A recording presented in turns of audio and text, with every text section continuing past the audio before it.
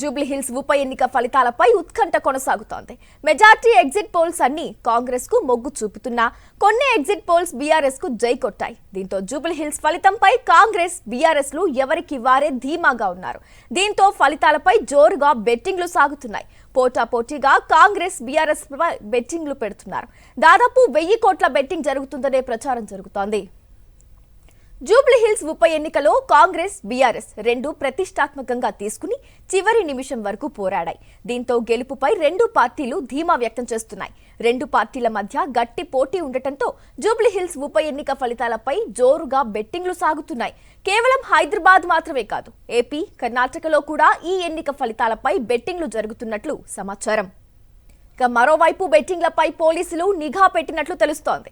గతంలో దుబ్బాక, హుజూరాబాద్ ఎన్నికల ఫలితాల సమయంలోనూ జోరుగా బెట్టింగ్లు సాగాయి. దీంతో ఈసారి జూబ్లీహిల్స్ ఉప ఎన్నిక ఫలితాల సందర్భంగా జరుగుతున్న బెట్టింగ్లపై పోలీసులు నిఘా పెట్టినట్టు తెలుస్తోంది. అయితే పోలీసుల కళ్లు గప్పి మరీ ఇతర ప్రాంతాల్లో ఉంటూ బెట్టింగ్ నిర్వహిస్తున్నట్లు సమాచారం. మొత్తంగా జూబ్లీహిల్స్ ఫలితాలు రాజకీయ పార్టీలకే కాదు, బెట్టింగ్ యాప్స్ నిర్వాహకులకు ఉత్కంఠగా మారాయి. చూడాలి మరి జూబ్లీహిల్స్ ఎవరిని ముంచుతుందో, ఎవరిని లేపుతుందో.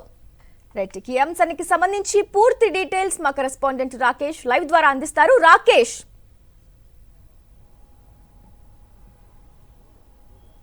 తెలంగాణ రాజకీయ పార్టీలకు అత్యంత ప్రతిష్టాత్మకమైన జూబ్లీహిల్స్ ఉప ఎన్నిక కౌంటింగ్ మరికొన్ని గంటల్లో ప్రారంభం కాబోతోంది. ఈ ఎన్నికను అటు కాంగ్రెస్, ఇటు బీఆర్ఎస్, ఇటు బీజేపీ మూడు పార్టీలు కూడా అత్యంత ప్రతిష్టాత్మకంగా తీసుకొని ప్రచారం చేశాయి. పోలింగ్ సమయంలో చూసాం, అటు కాంగ్రెస్ బీఆర్ఎస్ మధ్య హోరాహోరీ అన్నట్టుగా సంబంధించి కౌంటింగ్ సాగింది. ఇదే సమయంలో ఎగ్జిట్ పోల్స్ కూడా కాంగ్రెస్ పార్టీ వైపు మెజారిటీ ఎగ్జిట్ పోల్స్ అనుకూలంగా ఇచ్చినప్పటికీ మరికొన్ని ఎగ్జిట్ పోల్స్ బీఆర్ఎస్ కూడా అనుకూలంగా ఇచ్చాయి. దీంతో రెండు పార్టీలు కూడా తామే గెలుస్తామన్న ధీమానైతే బహిరంగంగా వ్యక్తం చేస్తున్న పరిస్థితి కనబడుతోంది. ఈ నేపథ్యంలో జూబ్లీహిల్స్ ఉప ఎన్నిక రిజల్ట్స్ సంబంధించి భారీగా బెట్టింగ్లు జరుగుతున్నట్టుగా సమాచారం. దాదాపుగా 1000 కోట్ల బెట్టింగ్లు జరుగుతున్నట్టుగా పోలీసులకు అయితే సమాచారం అందింది.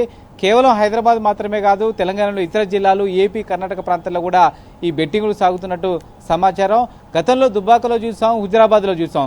సేమ్ ఇదే విధంగా ఈ ఎన్నికల ఫలితాల సమయంలో జోరుగా బెట్టింగ్లు సాగాయి. ఆ సమయంలో చాలా వరకు కూడా పోలీసులు సెర్చ్ ఆపరేషన్ చేసి కొంతమందిని పట్టుకున్నారు కూడా.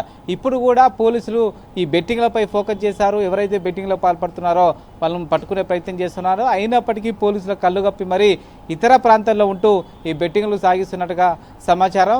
దీంతో పోలీసులు మరికొంత సెర్చ్ ఆపరేషన్ పెంచారు. బెట్టింగ్లో పాల్పడే వారిపైన కఠిన చర్యలు తప్పవంటూ కూడా హెచ్చరికలు జారీ చేస్తున్నారు. అయినప్పటికీ ఇది అత్యంత ప్రతిష్టాత్మకంగా ఎన్నిక కావడం, అటు కాంగ్రెస్ కానీ ఇటు బీఆర్ఎస్ కానీ వారి వారి మద్దతుదారులు ఒక పార్టీ గెలుస్తుందని మరొక పార్టీ పైన బెట్టింగ్లు పెడుతున్న పరిస్థితి కనబడుతుంది.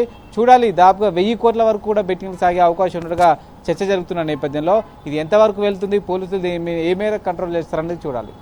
Right, thank you Rakesh.